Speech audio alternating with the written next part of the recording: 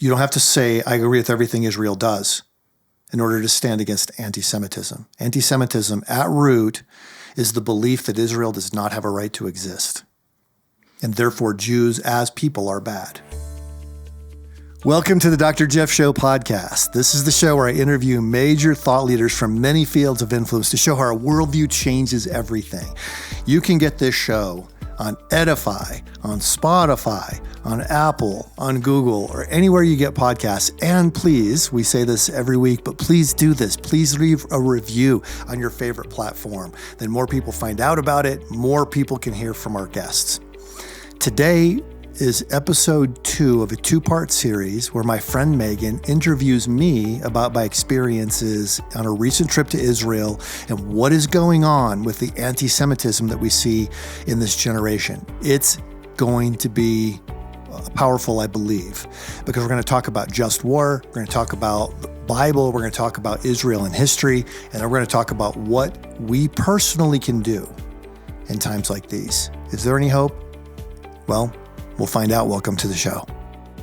Well, Dr. Jeff, we are back together, continuing this discussion about your recent trip to Israel. In the last episode, we talked about your experiences there, what the day-to-day was like on the ground, who you spoke with, what you saw, what you smelled. I mean, the sensory things, and I think that put us there, those of us who listened to it in a very real way.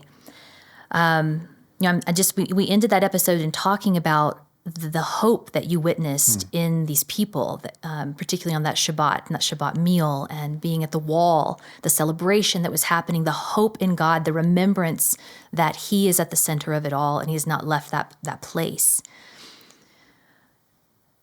Tell me about those maybe who don't believe in God, because not everyone in Israel is a devout Jew. That's right. There are many secular people living in Israel. But still standing for something larger than themselves. I know you had a story like that, so share that story now. Yeah. Well, there are 4 groups of people in the nation of Israel. There are ultra-Orthodox Jews, there are religious Jews, there are secular Jews, and there are Arabs. So 7 million Jews, 2 million Arabs who are citizens of the nation of Israel. They have different schools. They go to different schools based on their group. They even live in different neighborhoods for the most part based on their group. Wow. So these 4 different groups come together. But a lot of the people that we met are secular Jews. They are influential in education and the military and academia and all these different things. One of them was a journalist. He was from a kibbutz called Nahal Oz. And I won't give you you'll be able to find information about that kibbutz. He actually called his father in Tel Aviv and said, we're under attack, and if we don't ever see you again, we love you. His father is a former military leader, a hero in the nation, who made his way to the kibbutz, saving people along the way, and finally rescued his son and his family. Wow. But I asked this guy, he's a journalist, okay? So he works for a newspaper in Israel that's sort of like our equivalent of like the Washington Post. Okay? Real skeptical, pretty liberal, pretty progressive, okay? He's that guy, secular Jew. And yet he had made his home in one of these, in a kibbutz in southern Israel. And I asked him, why would you go back? Yeah. I mean, now, I don't know if Americans would ever go back. We would just say, look, that's the place that was attacked. We're going to move someplace else. Right. Because we have so much freedom to move. If San Diego gets attacked, you can move to Nebraska, right? You don't have to stay at the site of the danger. Israelis do not have this choice. They are surrounded by enemies on all sides. To the north, they have Lebanon, 100,000 trained fighters in a different terrorist group called Hezbollah, that all they want to do is attack and destroy Israel. Syria, they have 20,000 trained Afghan fighters who they've brought in and trained and armed with the hopes that someday they will be able to annihilate Israel. To the east, you have Jordan, which is, at the present time, frosty but stable relations with Israel. And then to the south, Egypt, this also frosty but stable relationships with Israel. those could break apart at any moment. So you've got this nation that's literally surrounded by enemies all the time.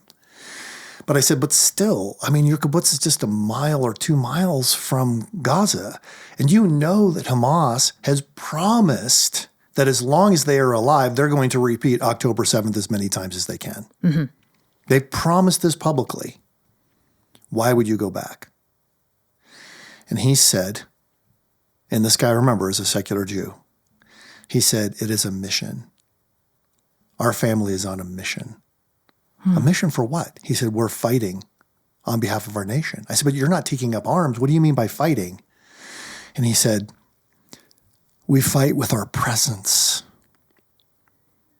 That by living in that community, we show that we are people who want to live at peace and that we are willing to live on the very edge of danger to show that we will not back down. We're not going to live 20 miles away just so that the terrorists are less likely to attack us. And I've really been mulling that over. We fight with our presence.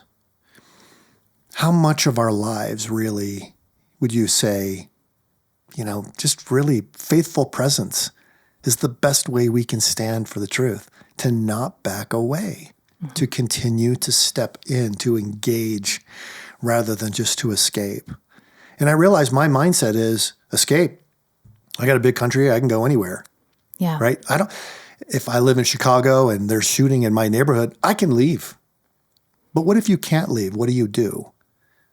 But you still in your mind have to choose to engage rather than to escape. And that's what he and his family chose to do. So they will be going back. Some of these communities are now, we're talking in February of 2024, they're now going back and resettling. Obviously, some of the homes are so destroyed they have to tear them down and build new places to live. But they are committed to going back. And one of the things that Stephanie and I have been able to do, as well as some other people, is help them with some resources for really basic things like clothes. Yeah. Socks and underwear and refrigerators. Yeah. Washers and dryers. Yes, all of it. They've lost everything. What do you need to make a home? Yeah. And to make a stand. And when you give somebody like that a refrigerator, it's not just an appliance delivery. No. They realize there's somebody across the world who cares about my family enough to help me.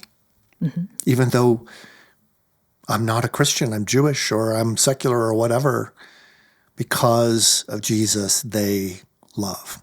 I'm telling you, Megan, that testimony is not going to be lost. I've had more conversations about Jesus with non-believing friends in Israel than ever before. Yeah. Yeah. But it's a time when hope is needed and the remembrance of that. Given this situation and all that we've discussed so far, war is not ever that simple. Right. That these are the bad and this is the good and all of that. How do you even begin to parse through it? So right now, you hinted at this a little bit earlier in the first interview we did, but the narrative on the ground, the popular narrative here, especially among the younger adults with whom we work, is that the Hamas attack was bad, but Israel's retaliation was too much. And so they've really begun to paint Israel as an oppressor in this situation, attacking Hamas, but also the innocents who are inevitably being harmed, as happens with civilian warfare when that goes on. That's the popular narrative. And so we have more and more young people who are siding against Israel in this.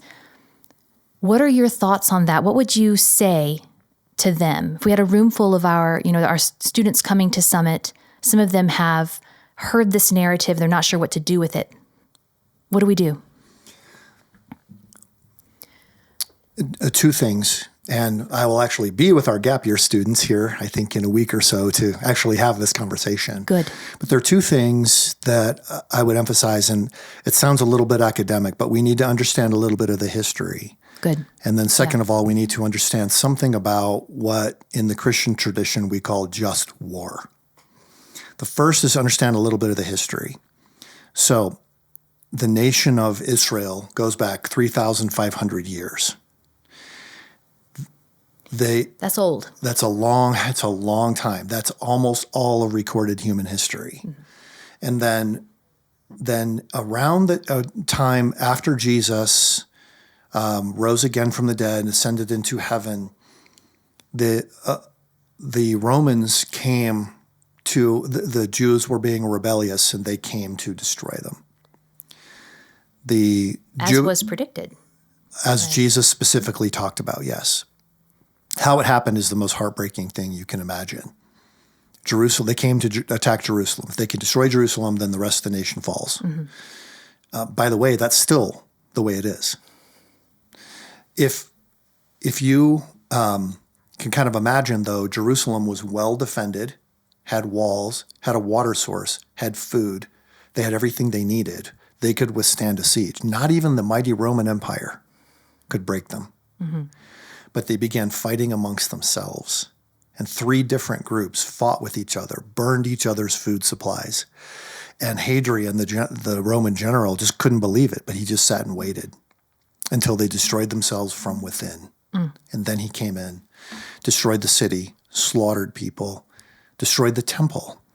So they pushed the entire temple off of the Temple Mount. And you could still see some of the rocks that they pushed off, these huge boulders they pushed off the side. They're still there from 2,000 years ago. That was AD 70. From that time, Jews were pushed out from that area. It was resettled by different groups, none of whom were in biblical times, but just different groups coming in. This happened through successive empires. The Roman Empire first, then through different Islamic empires. Ultimately, the Ottoman Empire, which was in the late in the 1800s and 1900s, it was to that part of the world what the Roman Empire was before. Right. The Ottoman Empire fell. Britain came and took this area over as a territory. It was called Palestine. Why? Because Hadrian, after he conquered in AD 70, said, everybody's going to figure this out. Like, Egyptians are from Egypt. Jews are from Judea, right? Everybody's going to figure this out. So he renamed it Palestine at that time. And it was still Palestine, even when the British came to rule it as a mandate. No one had ever lived there with Jerusalem as their capital since the time of AD 70. All of it, it was an administrative district ruled by some far-flung capital. In the 1940s, after World War II, the British said, we don't want to be responsible for this area anymore. United Nations, you got to figure out what to do. The Jews were saying, we want to go back to our homeland. But there were a lot of other states. So all of those nations surrounding Israel and Israel were all formed about the same time. Some people say, well, Israel wasn't formed until 1948. It's not a legitimate state. Lebanon to their north was formed in 1943. Syria was formed in 1943. Jordan, Egypt, between 1943 and 1946. The Palestinian, the people who lived there, well, why didn't they form a nation? It's because they refused. They refused in 1948. They refused again in 1967. They refused again in 2000. They refused again in 2008. So you've got these people, Palestinians, 99% of whom are Muslim, living in this area with Jews now established right in the middle of them, establishing this nation by United Nations mandate. I believe that the new modern state of Israel is a continuation of the biblical nation. And if we have time, we can talk about why that is. Sure. But so you've got this, and again, it's hard to describe how tiny this is. You've got Israel, and then you have a Palestinian area called the West Bank. So that's on the west bank of the Jordan River. People marching in the streets always say, from the river to the sea, Palestine will be free. They don't even know what river they're talking about. They have no knowledge of this. But it's the Jordan River, the very river that you hear about in the Bible all of the time. The west bank of the Jordan River is a very large settlement of Palestinians. And then on the other part of the country, down in the corner, 25 miles of beautiful Mediterranean coastline, is this little area called Gaza. And Gaza, and I'm kind of pointing this out from my perspective, right? So I'm flipping it backwards in my head, but we can all... Up against the Mediterranean Sea. We can pull up a map. Yeah, Gaza's very tiny. Yeah.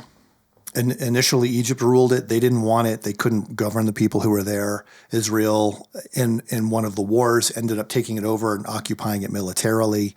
This area is very tiny. It's 25 miles from one end to another. It's 7 miles wide at its widest point. This area in 2005,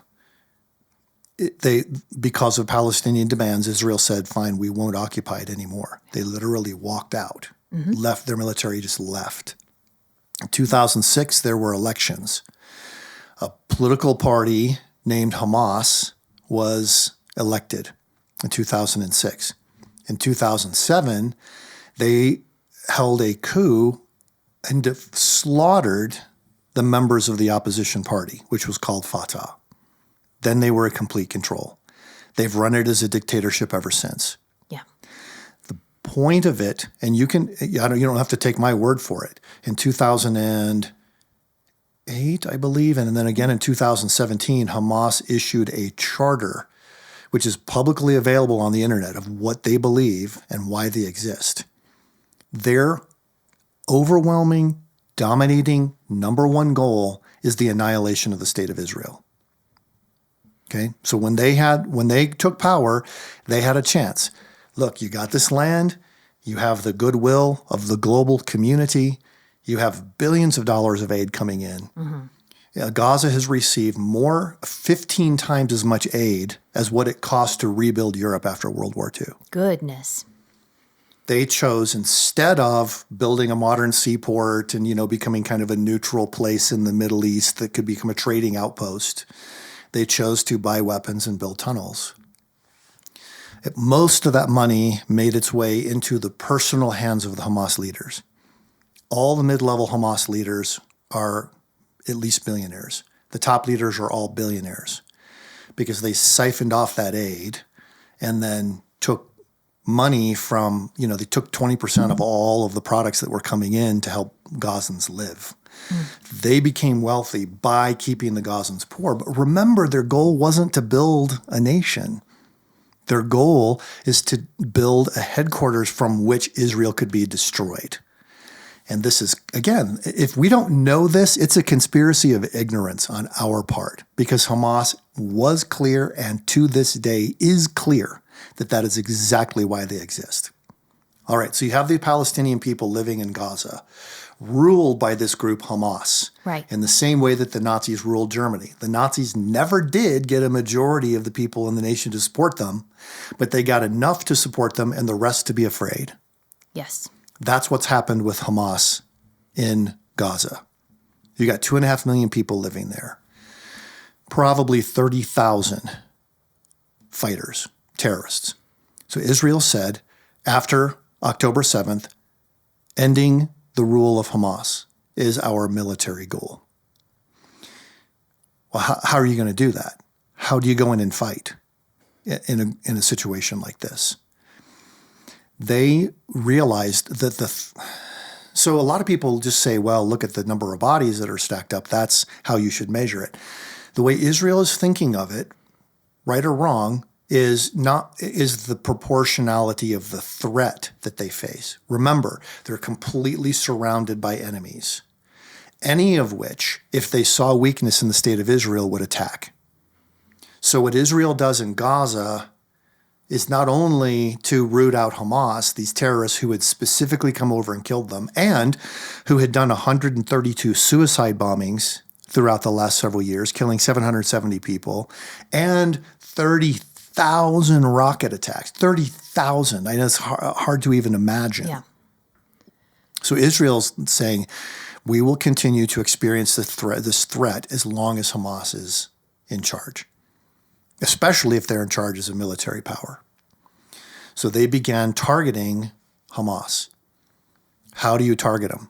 So Hamas, because they They do not value the lives of people. In fact, one of the Hamas leaders, this guy's worth $5 billion now, that he got entirely from money that was intended for Gazans.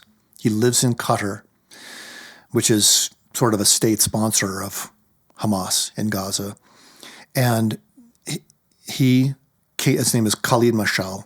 He came on television, and you can find the English translation of this. He said to the interviewer, she said, well, aren't you worried that you're going to be viewed like ISIS? And he said to her, dear sister, all revolutions require death. In Russia, 30 million. In Vietnam, 3.5 million. In Angola, 6 million people. And it became very clear that he does not care if every single person in Gaza dies, as long as he's able to maintain a military platform from which he intends to annihilate the state of Israel. These are the conditions in which Israel exists at all times, 24 hours a day, 365 days a year. Mm-hmm. So, just war then. How do you fight in a situation like this?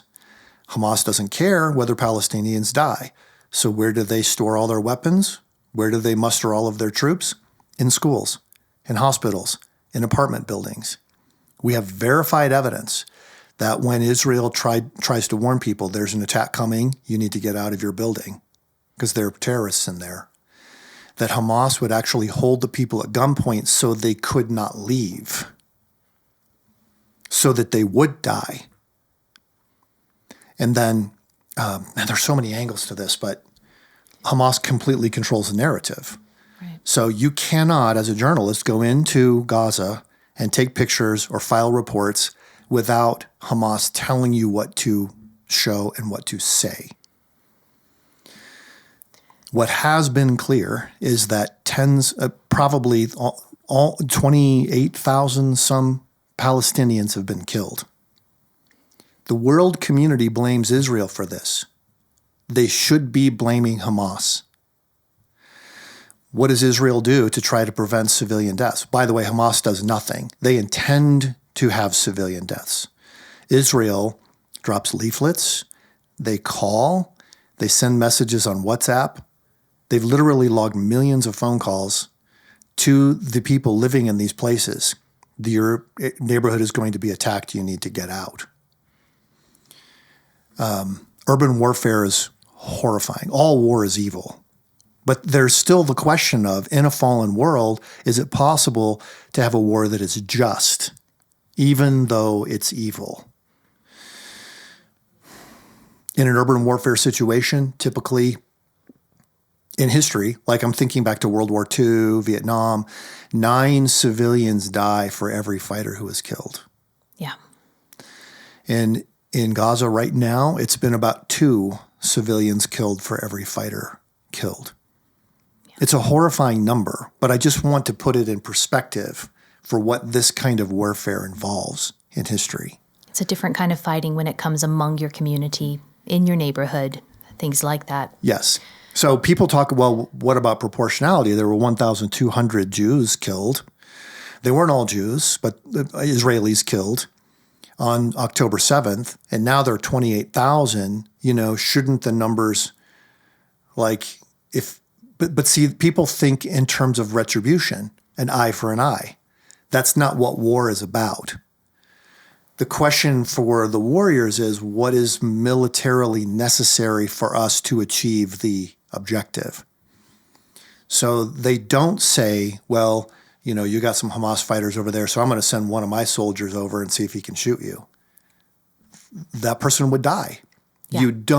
You have a stewardship responsibility not to waste the lives of human beings in your charge as you're trying to achieve the military objective.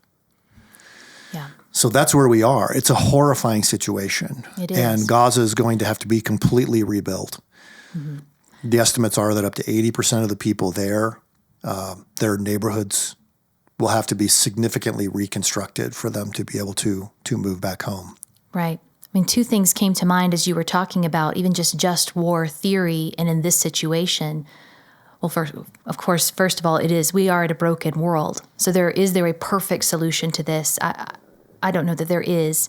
So what to do in the case of that? This is where things like the law of double effect come in, which if you're thinking through complex ethics in a broken world, how do we even begin to understand how we might think about it?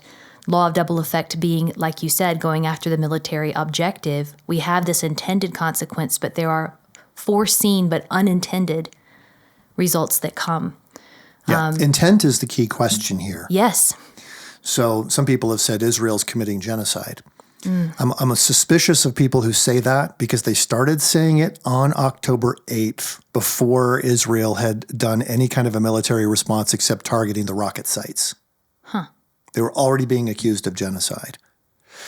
The PR campaign from Hamas and the military campaign happened simultaneously.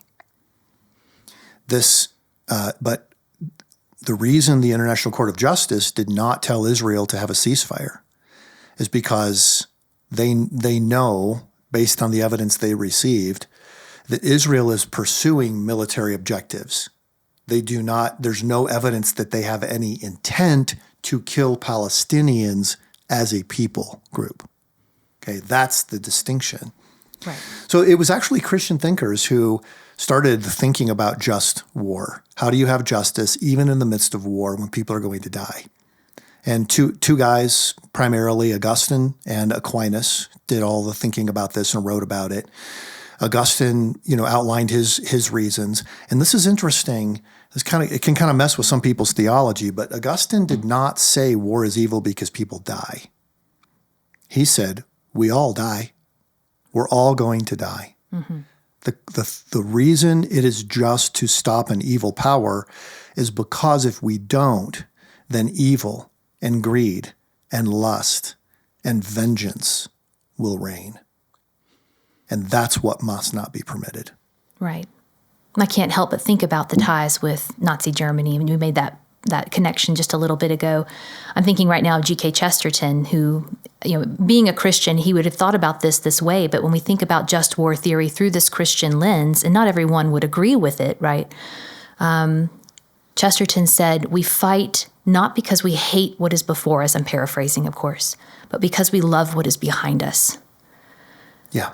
And in this situation, I can't help but think of the horror of even the Palestinians, for those who are feeling for them and going, what do we do? Because their leaders do not love what is behind them. Mm-hmm. They simply hate what is before them. Mm-hmm. Oh, You've nailed it. Mm-hmm. You've nailed it. When I talk to people who say Israel's war is unjust, I ask them, by what standard do you say that? And they always tell me, well, out here at some point in the future, I imagine that there could be a perfect war in which only the people who are the perpetrators have retribution visited on them and no one else ever gets hurt. Mm. But what world do we actually live in? In World War II, the Allied forces attacked German cities. Their bombs were wildly inaccurate. A lot of civilians died. Yes. But they were using the military technology that they had available to them at that time, were making the best decisions they could. Our military technology now is far more advanced. Mm-hmm. Like if there's a specific building where the Hamas terrorists are, they can target that with an artillery strike. Even when Israel drops 2,000-pound bombs, they don't just go up in the air and let it go and see what happens. They send it down in an airplane at a specific angle so that when the bomb is released, it hits the target that was intended. So they're, with the technology that they have available, they're not thinking, oh, well, in an ideal world, only the Hamas fighters would die. They're thinking we want to do the most that we can to limit civilian casualties, but this enemy, as long as they exist, will continue to attempt to form world opinion around the destruction, the annihilation of Israel. Mm. There's so much there. There's nothing easy about any of this. None of it's easy. I it's think all horrifying. What's important about conversations like this is that wherever someone is going to come, as far as this is where I stand on the issue, it is important to understand what's really happening. Now, you mentioned a little bit ago, and just maybe expound on it for a second. We've seen images, particularly on social media, that are kind of generating this popular narrative. But you mentioned that the media is controlled entirely by Hamas in Gaza. Yeah. And so what we're getting is not something that would represent maybe an objective scene or an objective view of the situation. Can you speak to that for just a moment? I don't mention this to deny that innocent civilians have died Of course in Gaza. not. And in fact, I shouldn't even use the term innocent civilians. I'll use the term non-combatants. So when I talked to the military and I asked them, how do you know who's a terrorist when you're in Gaza? And they said, they're the people who shoot at us. Like even now, given everything that Israel has experienced, they're still fighting a defensive war. They're not attacking, they're not just randomly shooting people thinking that one of them might be a terrorist. They're still, they have to be shot at. Then they call in the targets and so forth. What's the role of the media? Okay. A place like Gaza is deeply unstable. Most newspapers, television programs, and so forth, they don't want their reporters there because it's extremely dangerous. So what they do is hire, in the newspaper business, what's called a stringer. So that's somebody who's on the ground who can take pictures and send stories back. If they do get to go in, and there have been only a tiny handful of journalists who've been allowed to go in, they are accompanied by somebody who only will who's employed by Hamas, who will only let them see what they want to be seen and only let them send what they want to have sent. So the reporters who are reporting from on the ground actually are in places like Jerusalem and Tel Aviv, which are relatively protected from the war, receiving these reports from these individuals. Some of these reporters, and I'm not going to give specific names right now, but you can find this information easily enough. Some of these reporters actually sent pictures from Israel on the day of the attack. In other words, they went along with Hamas in their attack against Israel. They knew ahead of time. That's how they had the pictures. One of the reporters who's still sending stuff, we have a picture of him being kissed by the man who planned the Hamas attack on October 7th. Because they're so deeply embedded with Hamas that it's very difficult to tell what's going on. So there's nothing like this in Israel. The IDF doesn't say, well, here are pictures of terrorists and to counteract the pictures of the destroyed buildings. You only see the destroyed buildings. There are no pictures of terrorists shooting IDF, because those are not permitted to go out by Hamas itself. Wow. Well, that's important to know, given what we're receiving and not sure what to do with. So it provides a bigger picture that we're not getting. It gives you a little bit of the context. Right. That whenever you see something in the news, you have to step back and ask, okay, what is the information that's being presented? Is it based on facts or conjecture? How did they get this information? How do they know? Right? It's the basic questions we teach at Summit. Yes. But you have to apply it to every single news story you read. It's like my Southern grandmother said, consider the source. Right. Always. But you'll never see a discussion about, is this war just? What is just war? How do we think through what makes a war just? Is this a legitimate government? Did it have a just cause? Does it have, right intent? You'll never see discussions about that. All you see is the buildings, the number of dead, because in our minds, that's what it's about. But neither side believes that's what it's about. Hamas does not believe that's what it's about. Israel does not believe that's what it's about. They both believe that they are fighting for what they consider to be a righteous cause that transcends the population around them.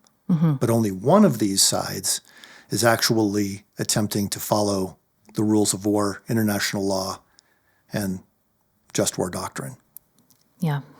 Again, important to understand as we're looking at the picture, trying to understand it as best we can. Well, here, we're seeing this unfold. We've had this incredible discussion, and those who are listening are going, this was helpful. I'm saying this was helpful. So thank you for that. And in terms of hope, I want to try and end there because, again, it feels bleak to even speak of such a thing in such a dark situation. But yet we are people of hope. Mm-hmm. For Christians who are listening and seeing this unfold in our broken world, and we know we are people of hope, but what does that look like for us right now? Could you speak to that? What are your thoughts on how do we have hope here, and how do we help? What can we do? Yeah. I mean, we are people who do in America. We want to help when we can, and Christians are those who go in mm-hmm. and do what they can and have historically. So share your thoughts on that for me. Well, I'll try to give these as bullet points as best I can because there's so many of them. But let me just say up front, I'm writing about this right now. The document that I've put together since I came back from Israel is going to be book length. Wow. So we'll probably publish it somehow. If anybody's watching or listening to the show and you think, I might want to get that, just go to summit.org, make sure you're signed up to receive our publications, and then when it comes out, you'll hear about it. You'll be able to get a copy. It probably will come out as an ebook that'll be free, okay? And then we'll print it up as well so we can distribute different places. But there are several things I'm going to say that I think we can do. I think number one, we want to, as Psalm 122 says, pray for the peace of Jerusalem. The intelligence officer I met with on my first day in Israel on this last trip, said what we need is for the sons of Abraham, Isaac and Ishmael to talk to one another. And that we pray that will come about, that somehow these old grievances that have been going on for more than 75 years there will be some kind of a resolution. And people say, I just don't see how that's possible. Well, you know what? In 1979, no one ever thought that Israel and Egypt could sign a peace agreement, but they did at the Camp David Accords. And they have had almost entirely peaceful relations since that time. So what's impossible for us is not impossible for God. Yes. The second thing we can do is to stand against anti-Semitism. So anti-Semitism is not just, it doesn't, you don't just say, well, I support everything that the current government of Israel does. That we do not. In fact, almost nobody in Israel right now wants their current prime minister to stay as prime minister. This is a free country. This is the only democracy in that entire region, right? It's the only Jewish state. It's the only democracy. There are 57 Islamic nations, only one Jewish state. There are 1.6 billion Muslims in the world. There are only 15 million Jews in the entire world, and half of them live in Israel. So this is for everything as far as they are concerned.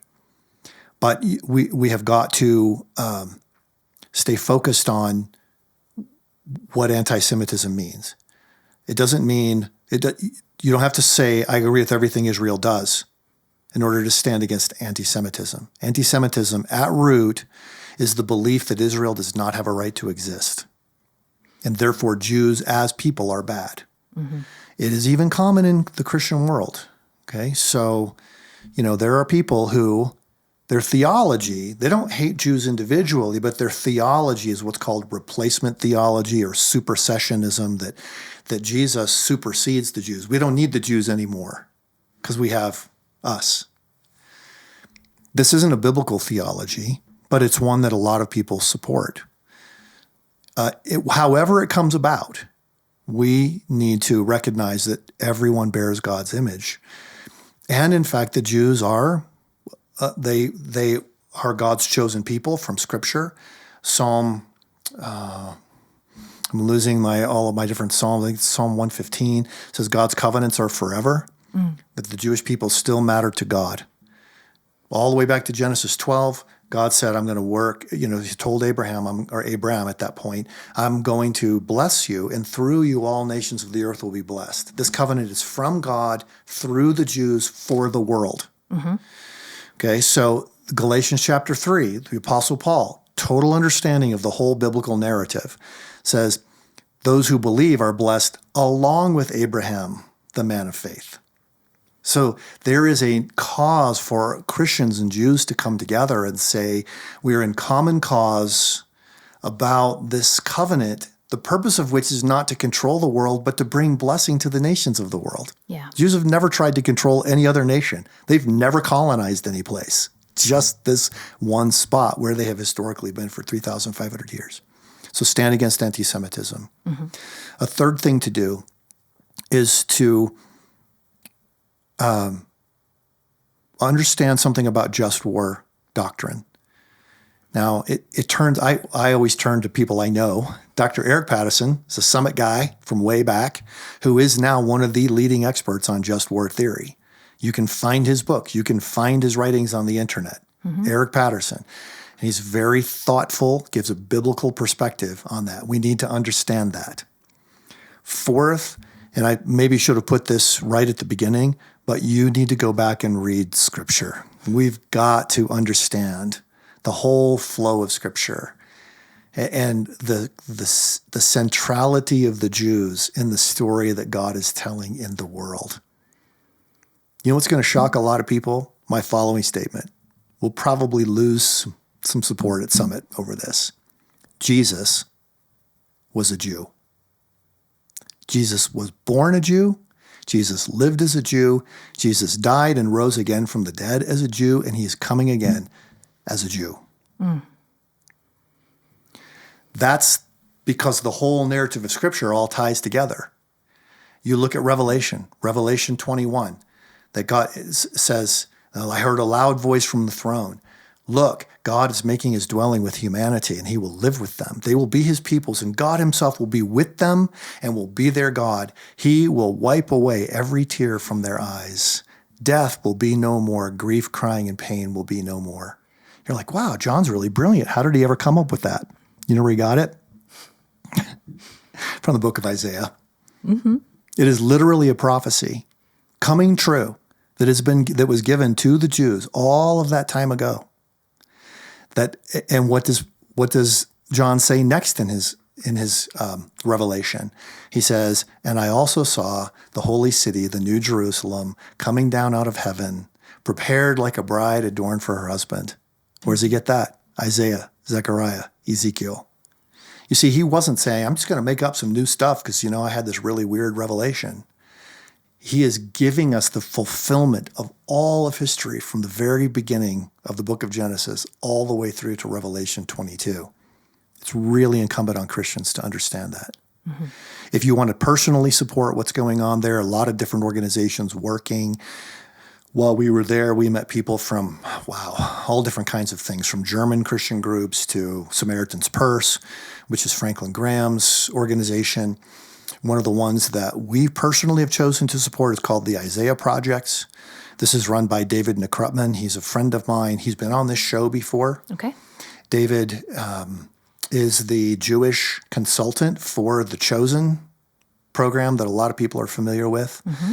And his work is very, very practical with people in Israel. He's the one who brings them refrigerators or heaters or socks. When I was with David, it was just a few weeks ago, we had 2 huge boxes. He somehow conscripted me into carrying all these supplies. We just brought 2 huge boxes of socks to these reservists.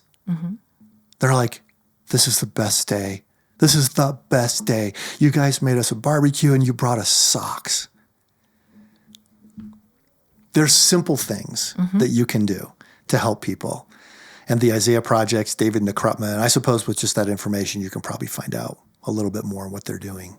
Those are some great ways to begin. And I'm trying to recap them in my mind. Pray for the peace of Jerusalem was one. Yeah. Number 2 was you got to fight anti-Semitism. Fighting anti-Semitism, but with the nuance, with the definition being correct, it doesn't mean completely polarized, I'm for or I'm against wholesale. It means a particular type of thing that you discussed. Yeah. Third one was no just war. Study something about what makes a just war, because there is evil in the world. We live in a fallen world. Yeah. And it is possible that, evil things happen, but that justice can still come out of it. But it isn't guaranteed. No. Even in our leaders in America, they're very supportive of Israel. Even though a lot of these are people I would never have supported politically, They're very supportive so far, but they recognize their limits. It's possible that even Israel could at some point do things that are out of bounds. Mm-hmm. So you have to keep all of that in mind when you study just war. Fourth thing is to know Scripture. Mm-hmm. And then the fifth thing is you can find practical ways that you could contribute or support what's going on there. If that's a means you would like to do. Well, yes. Dr. Jeff, thank you. These sessions with you, these discussions have been, I think, deeply affecting. I know to me, I'm speaking for myself, but I'm sure for our listeners, I think they've been informative, helpful, given the confusion that's out there. And I'm grateful. I'm grateful to you. I'm grateful to the God that we serve. I'm grateful that justice ultimately is His. Even in the midst of things that we cannot see the end of or understand how it will be resolved. Yeah. I'm grateful that we serve a God who tells us we must see the image-bearing nature in every person, and so decisions do not come lightly when it comes to things like this, and the way that we think about it is heavy, and it should be. But I'm also grateful that we are people of hope, that Jesus will come again, and that God will wipe every tear away. Yeah. So praise God for that. In the meantime, we practice that day-to-day faithfulness that you talked about. Yeah. Well, thank you for summarizing it all in that way. And thank you for being here. Of course. This is only the second time I've ever had somebody interview me on the Dr. Jeff Show podcast, but I wanted you to do it because you're so thoughtful, and the conversations that we get to have during base camps and other things have always been so meaningful to me. So thanks, Megan. Thank you for joining us for this episode of the Dr. Jeff Show podcast. As you know, the Dr. Jeff Show podcast is sponsored by Summit Ministries. You can go to summit.org to get resources for students, for pastors, for teachers, for parents, for youth-serving professionals, because we want the rising generation to embrace God's truth and champion a biblical worldview. Summit.org for those resources and the programs that can change the lives of the young people you know and love. Thanks for joining.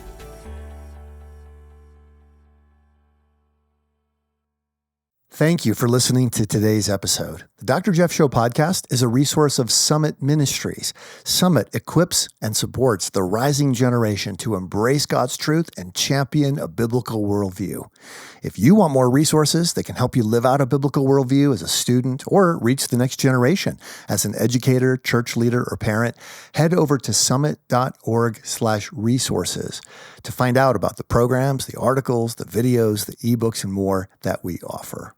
Also, if you're looking for more great podcasts that will build your faith and inspire you, our friends at Edify have what you need.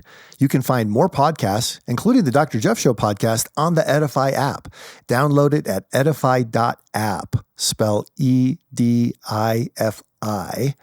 And then you can also search for it in the Apple Store or the Google Play Store.